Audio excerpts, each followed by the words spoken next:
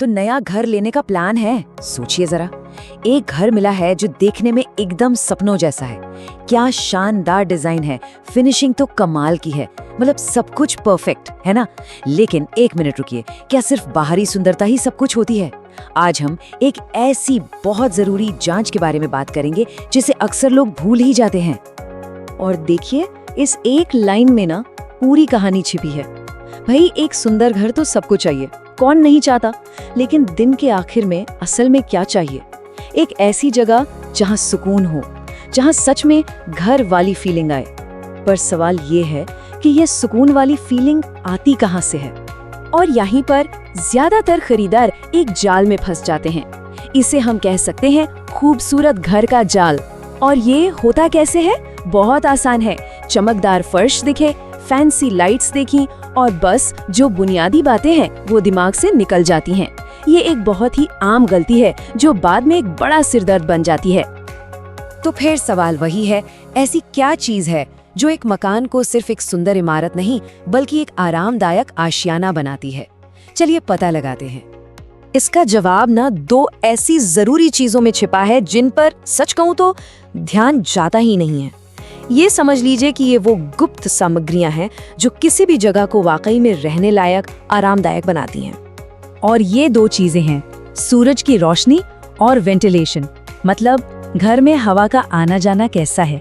हाँ, मुझे पता है ये सुनने में शायद एक मॉड्यूलर किचन जितना एक्साइटिंग नहीं लगता, लेकिन यकीन मानिए ये उससे कई ज्यादा जरूरी है। अच्छा, तो अब सवाल ये उठता है कि सही रोशनी और हवा की जांच इतनी जरूरी क्यों है? इस पर समझौता क्यों नहीं करना चाहिए? इसके 3 बहुत ही जबरदस्त फायदे हैं और इन्हीं फायदों की वजह से ये चीज नॉन नेगोशिएबल बन जाती है। मतलब इस पर तो कोई कॉम्प्रोमाइज हो ही नहीं सकता। आइए इन फायदों को एक एक करके देखते हैं। सबसे पहला, एक हेल्दी घर। देखिए, अच्छी वेंटिलेशन का सीधा मतलब है कम नमी, मतलब सीलन और फंगस का कोई डर नहीं, यानी पूरे परिवार के लिए एक सेहतमंद माहौल। दूसरा फायदा, बिजली का बिल कम। जरा सोचिए, दिन में लाइट जलाने की जरूरत ही ना पड़े और ताजी हवा आती रहे तो एयर कंडीशनर का इस्तेमाल भी तो कम होगा। और तीसरा, सबसे जरूरी, रहने का एक बेहतर एक्सपीरियंस। भाई, एक रोशन हवादार घर में सुबह उठने की बात ही कुछ और होती है ना? मूड अपने आप अच्छा हो जाता है। तो अब क्या करना है? अब वक्त आ गया है अपनी घर खरीदने वाली चेकलिस्ट को अपडेट करने का।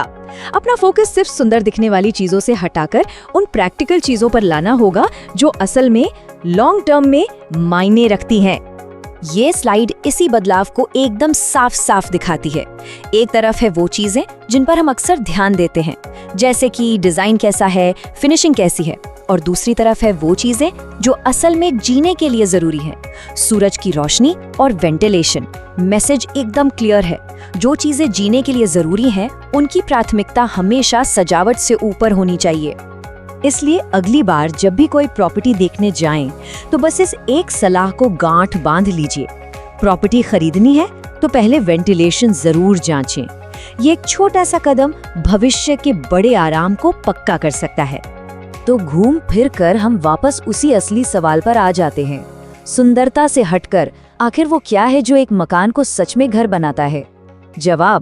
जवाब बाहरी दिखावे में है ही नहीं, बल्कि अंदर के एहसास में है, एक्सपीरियंस में है।